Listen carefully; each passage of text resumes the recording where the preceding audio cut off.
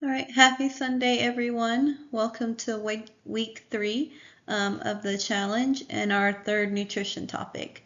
So we're going to be rounding out our discussion on your macros this week and talking about lean protein and healthy fat choices. So I think we've all heard that to make muscles grow, we need protein, but we also need protein for that recovery as well.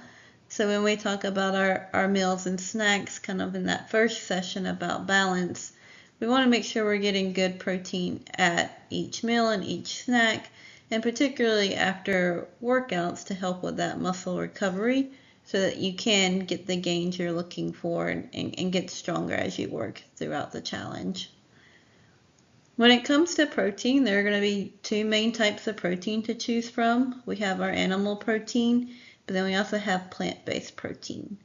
So animal proteins are going to include things like chicken, turkey, fish, beef, pork, shellfish, eggs, and Greek yogurts. And then plant-based yogurt proteins are going to be like nuts, seeds, beans, lentils, nut butters, tofu, and actually, quinoa, I know it's a little bit of a grain, but quinoa too is actually considered a complete protein. So it can be a great addition if you're making like power bowls or a substitute for rice because it helps get a little extra protein in there for you.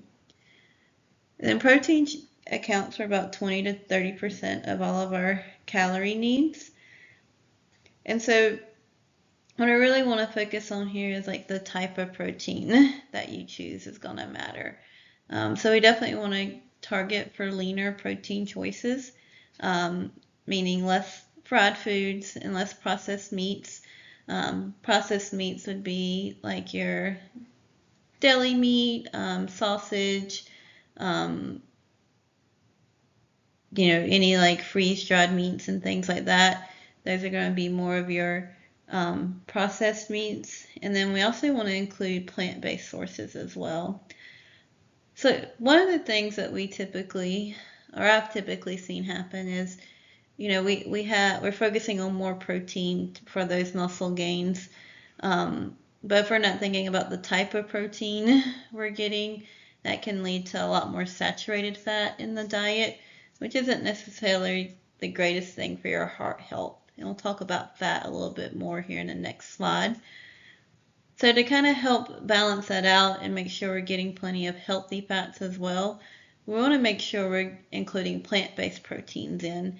And plant-based proteins can be a great option to include for your snacks between meals.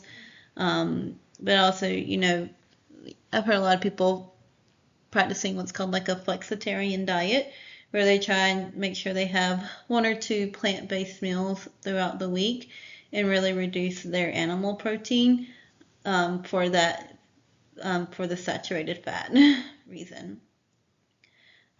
So kind of like a reiterating theme here throughout these sessions is we just want to find that balance of where we're getting what we need, but not too much.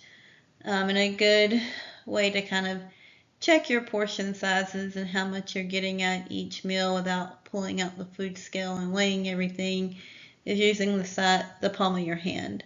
So typically the palm of your hand, if you think from your knuckles down to your wrist bone, that's going to be around 3 to 4 ounces of cooked protein. So that can equal anywhere from 20 to 30 grams of protein at your meal.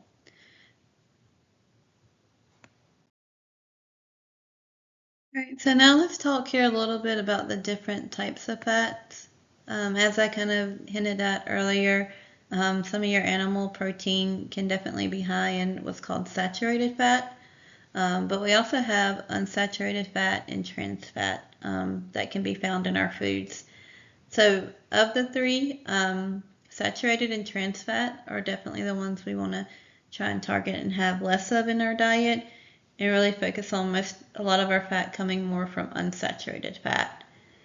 And I think fat over time has gotten like a really bad rap, and we've seen like a lot of low fat or fat free products come through the market. But kind of like with carbs, fat here isn't the enemy, but it's more about the type of fat you're choosing and again balance throughout the day. Now both saturated and unsaturated fat are going to be very essential to your health. There are certain vitamins like vitamins A, D, E, and K that are specifically absorbed by fat. So we do want to make sure we're getting good balanced fat throughout the day.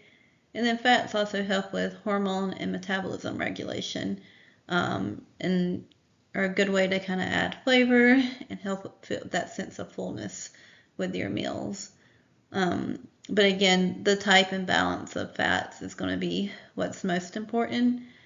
So your saturated and trans fats here, these are going to be the ones that are considered bad.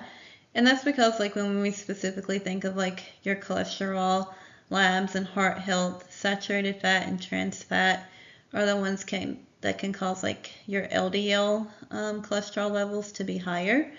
So it can kind of be an indicator like of plaque buildup in the arteries and things like that. But to balance that out, we have unsaturated fat.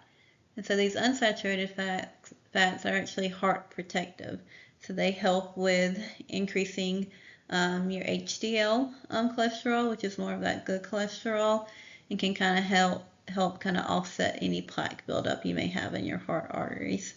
So again, it's going to be more of just a balance of more saturated fat in the diet and less, more unsaturated fat and less saturated and trans fat.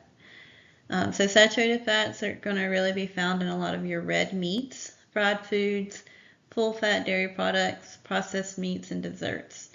And then trans fat, this is actually, your body will make a little bit of trans fat, but really most of our trans fat in our diet, it comes from artificial fat that's been added to food. So specifically, we see it added into things like fast food, deep fried foods, and like heavily processed foods. And then our unsaturated fat comes in two forms. We have polyunsaturated fat and monounsaturated fats. These are going to be found in a lot of like your fatty fishes like tuna and salmon, and a lot of your nuts and seeds, cooking oils like olive oil and peanut oil, avocados, and then like a lot of your nut butters. So one way to kind of check in on this is reading like your nutrition label for healthy fats. So kind of like we did with carbs and fiber, the first thing we want to do is look at your serving size. And then right there below that is going to be your fat section. So we have total fat, and then that's broken down even further to like saturated, your trans fat, poly, and monounsaturated fats. Ideally, a product's going to be considered low in fat if it contains less than 5 grams of fat per serving. And then breaking that down even further, specifically less than 7 grams of saturated fat per serving. Now, there aren't really any guidelines on poly and monounsaturated fat. So if you're looking at your total fat and you see that you're having less than 3 grams come from saturated fat, chances are high like the rest of that fat's going to be coming from your poly and monounsaturated fats. And that's actually, going to be a really good choice for you. And then we don't really want any products that have trans fat in them. So your MyFitnessPal or even like Chronometer will break your fat content down for you if you go to like the nutrition tab or nutrient tab. So it lets you know like how you did with your total fat per day, but then even breaks it down further to like saturated, mono, and polyunsaturated and trans fat. So you can see like with this example here, the fat intake was a little bit higher, but there were really good sources of poly and unsaturated fats with this day in particular. So all in all, not when we look at the balance and ratio of that, it's not terrible. I think one of the downsides with fat is that it is our higher calorie food item, so it contains 9 calories per gram of fat.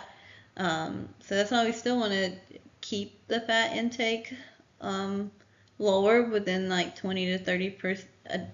Typically fat is also between 20 to 30% of your calorie intake. And if you're trying to particularly lose fat, you may want to target closer to like maybe that 25% target for your macros, just because again it is that higher calorie item for you. So I kind of wanted to end here on a slide on like putting it all together.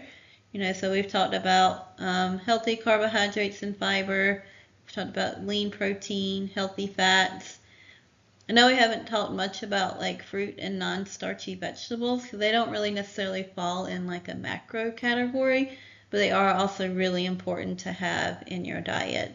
So one of my favorite ways to kind of make sure we're balancing everything out together here is use of the healthy plate model.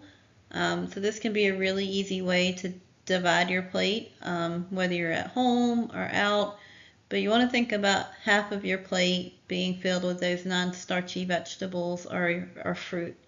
And then the other half of your plate, you'd want a quarter of that plate to be from your protein, and then the other quarter of your plate from those healthy carbohydrates or high fiber foods.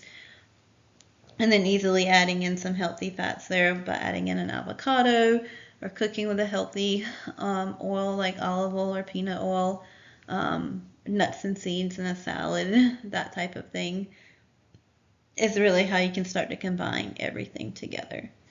So this week I challenge you to pay attention to that total fat breakdown in your MyFitnessPal or Cronometer and kind of pay attention to your ratios there. Are you getting a lot of saturated fat?